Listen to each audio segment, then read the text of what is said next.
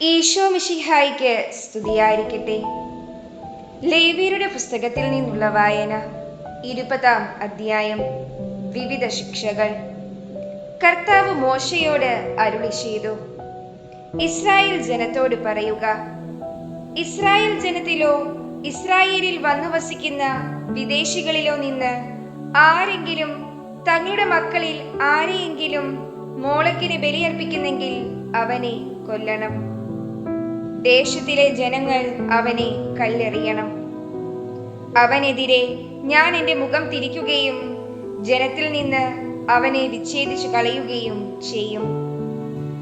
എന്തെന്നാൽ അവൻ തൻ്റെ മക്കളിൽ ഒരാളെ മോളക്കിന് ബലിയർപ്പിച്ചു.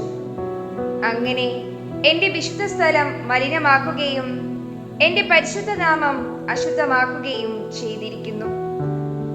അവൻ തൻ്റെ മക്കളിൽ ഒരാളെ മോളക്കിന് ബലി കൊടുക്കുമ്പോൾ ദേശവാസികൾ അതിനു നേരെ കണ്ണടച്ചു കളയുകയും അവനെ കൊല്ലാതിരിക്കുകയും ചെയ്താൽ ഞാൻ അവനും അവന്റെ കുടുംബത്തിനുമെതിരായി എൻ്റെ മുഖം തിരിക്കുകയും അവനെയും മോളക്കിനെ ആരാധിക്കുന്നതിന് അവന്റെ പിന്നാലെ പോയവരെയും സ്വജനത്തിൽ നിന്ന് വിച്ഛേദിച്ചു കളയുകയും ചെയ്യും. ആരെങ്കിലും മന്ത്രവാദികളുടെയും കൂടോത്രക്കാരുടെയും പുറകെ പോയി അന്യദേവന്മാരെ ആരാധിച്ചാൽ അവനെതിരെ ഞാൻ മുഖം തിരിക്കുകയും അവനെ സ്വജനത്തിൽ നിന്ന് വിച്ഛേദിച്ചു കളയുകയും ചെയ്യും. അതിനാൽ നിങ്ങളെ തന്നെ ശുദ്ധീകരിച്ച് വിശുദ്ധരാകുവിൻ. എന്തെന്നാൽ ഞാനാണ് നിങ്ങളുടെ ദൈവമായ കർത്താവ്. എൻ്റെ പ്രമാണങ്ങൾ പാലിക്കുകയും അവയനുസരിച്ച് പ്രവർത്തിക്കുകയും ചെയ്യുവിൻ. എന്തെന്നാൽ ഞാനാണ് നിങ്ങളെ വിശുദ്ധീകരിക്കുന്ന കർത്താവ്. പിതാവിനെയോ മാതാവിനെയോ ശപിക്കുന്നവനെ വധിക്കണം. പിതാവിനെയോ മാതാവിനെയോ ശപിച്ചതിനാൽ അവന്റെ രക്തം അവന്റെ മേൽ തന്നെ പതിക്കട്ടെ. ഒരുവൻ അയൽക്കാരന്റെ ഭാര്യയുമായി വ്യഭിചാരം ചെയ്താൽ അവനും അവളും മരണശിക്ഷ അനുഭവിക്കണം. പിതാവിന്റെ ഭാര്യയോട് കൂടെ ശയിക്കുന്നവൻ പിതാവിന്റെ തന്നെ നഗ്നത അനാവൃതമാക്കിയിരിക്കുന്നു. രണ്ടുപേർക്കും വധശിക്ഷ നൽകണം. അവരുടെ രക്തം അവരുടെ മേൽ ആയിരിക്കട്ടെ. ഒരാൾ തന്റെ മരുമകളും ഒന്നിച്ച് ശയിച്ചാൽ ഇരുവരെയും വധിക്കണം. അവർ ഹീനകൃത്യം ചെയ്തിരിക്കുന്നു. അവരുടെ രക്തം അവരുടെ മേൽ ആയിരിക്കട്ടെ.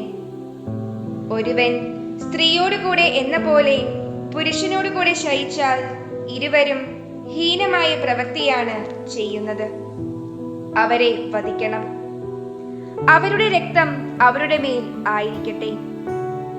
ഒരാൾ ഒരു സ്ത്രീയെയും അവളുടെ അമ്മയെയും പരിഗ്രഹിച്ചാൽ അത് ഹീനകൃത്യമാകുന്നു.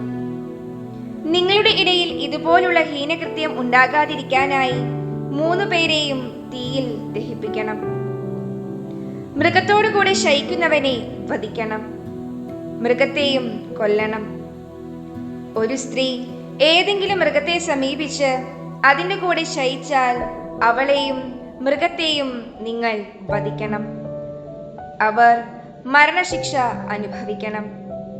അവരുടെ രക്തം അവരുടെ മേൽ ആയിരിക്കട്ടെ. തന്റെ പിതാവിൽ നിന്നോ മാതാവിൽ നിന്നോ ജനിച്ച സഹോദരിയെ ഒരുവൻ പരിഗ്രഹിക്കുകയും അവർ പരസ്പരം തങ്ങളുടെ നഗ്നത കാണുകയും ചെയ്യുന്നത് നികൃഷ്ടമാണ്. സ്വജനത്തിന്റെ മുൻപിൽ വെച്ച് അവരെ വധിക്കണം. അവൻ തന്റെ സഹോദരിയുടെ നഗ്നത അനാവൃതമാക്കിയിരിക്കുന്നു. അവൻ അതിന്റെ കുറ്റം വഹിക്കണം.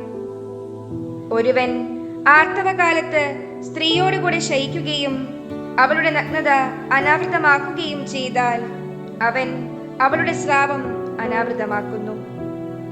അവൾ തന്നെ തന്റെ രക്തസ്രാവവും.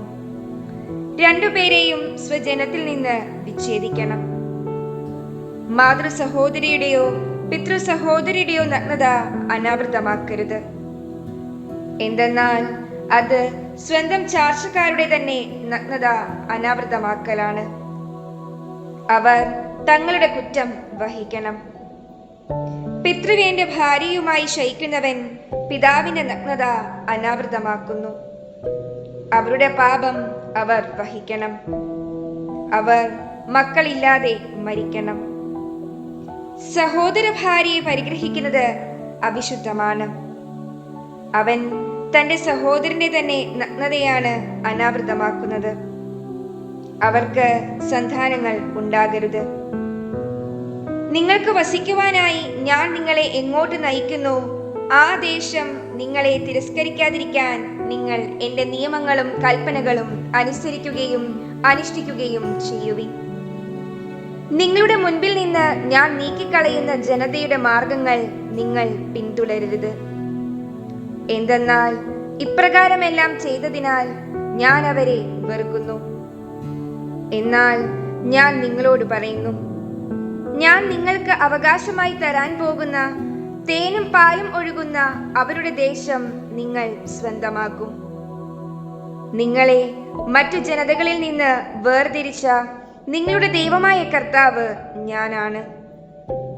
അതുകൊണ്ട് നിങ്ങൾ ശുദ്ധവും അശുദ്ധവുമായ മൃഗങ്ങളെയും ശുദ്ധവും അശുദ്ധവുമായ പക്ഷികളെയും വേർതിരിക്കണം. അശുദ്ധമെന്ന് ഞാൻ നിർണയിച്ചിരിക്കുന്ന പക്ഷികൾ, മൃഗങ്ങൾ, ഇഴജന്തുക്കൾ എന്നിവ കൊണ്ട് നിങ്ങൾ അശുദ്ധരാകരുത്. എന്റെ മുൻപിൽ നിങ്ങൾ വിശുദ്ധരായിരിക്കുവിൻ. എന്തെന്നാൽ കർത്താവായ ഞാൻ പരിശുദ്ധനാണ്. നിങ്ങൾ എനിക്ക് സ്വന്തമാകേണ്ടതിന് ഞാൻ നിങ്ങളെ മറ്റു ജനങ്ങളിൽ നിന്ന് വേർതിരിച്ചിരിക്കുന്നു. മന്ത്രവാദികളോ കൂടോത്രക്കാരോ ആയ സ്ത്രീ പുരുഷന്മാർ മരണശിക്ഷ അനുഭവിക്കണം. അവരെ കല്ലെറിഞ്ഞു കൊല്ലണം. അവരുടെ രക്തം അവരുടെ മേൽ പതിക്കട്ടെ.